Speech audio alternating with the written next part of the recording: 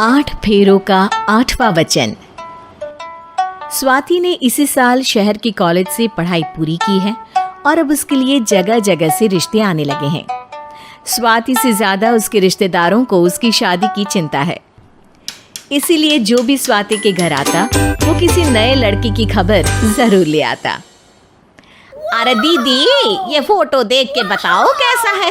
राहुल नाम है लड़के का, मेरी सहेली की बहन का बेटा है। अपनी स्वाति के साथ एकदम प्यारी जोड़ी लगेगी इसकी। जरा दिखाना, फोटो तो बढ़िया लग रहा है। कोई गलत आदत वादत तो नहीं है ना इसे? और कमाता कितना है?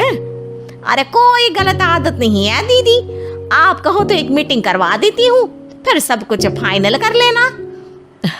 हाँ, ये सही कह रही हो तुम। संडे को स्वाति के पापा भी घर पे ही रहेंगे।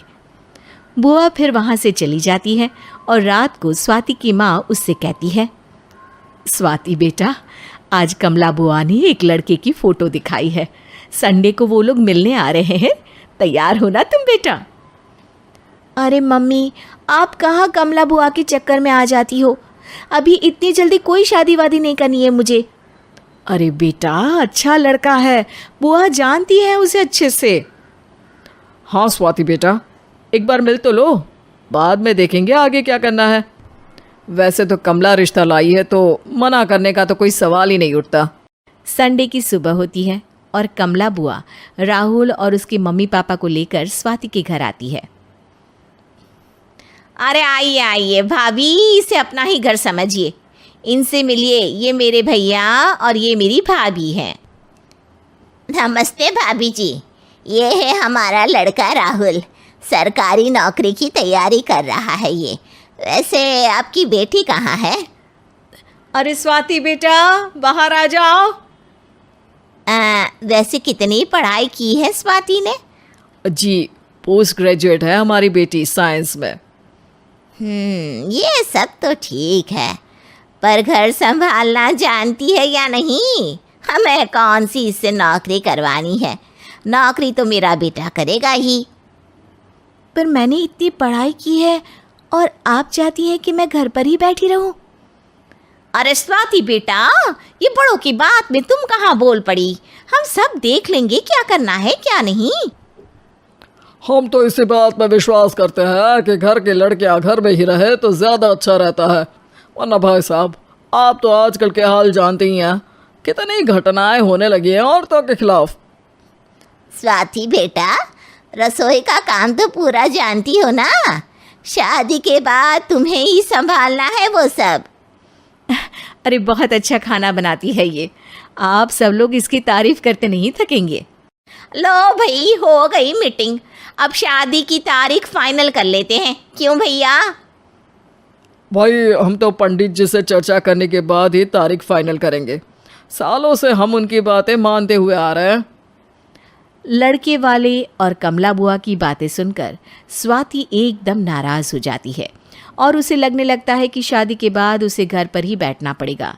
लेकिन घर वालों के आगे उसकी एक नहीं चलती और उसे शादी के लिए हाँ कहना पड़ता है। शादी का दिन आ जाता है और सब मंडप में जमा होते हैं। अब फेरों का समय हो गया है, अब कन्या अपने वर से 7 वचन मांगेगी। आप किसी धार्मिक आयोजन में जाएं तो मुझे भी ले जाएंगे। आप मेरे माता पिता का भी बराबरी से सम्मान करेंगे, हमेशा मेरा साथ निभाएंगे।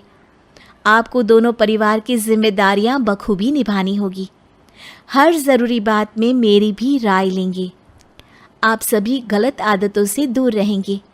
आप मेरे अलावा किसी और औरत से कोई गलत संबंध नहीं बांधेंगे। ये 7 वचन पूरे हुए, वर क्या तुम्हें ये सारे वचन मंजूर है? जी हाँ पंडित जी, मैं सारे वचन अच्छी तरीके से निभाऊंगा।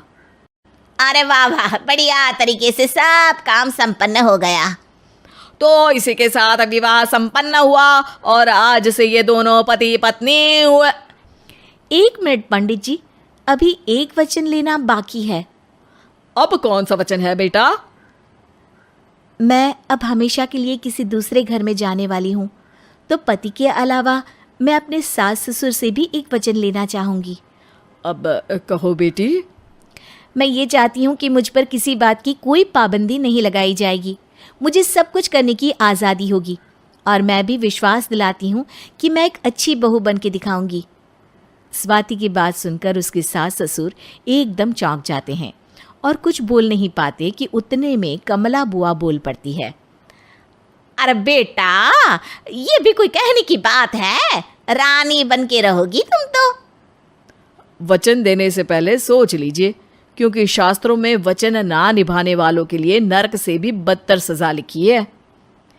स्वाति की चालाकी से वहाँ मौजूद सब लोग प्रभावित हो जाते हैं और लोगों में बदनामी ना हो जाए, इस कारण स्वाति के सास ससुर को उसे वचन देना पड़ता है।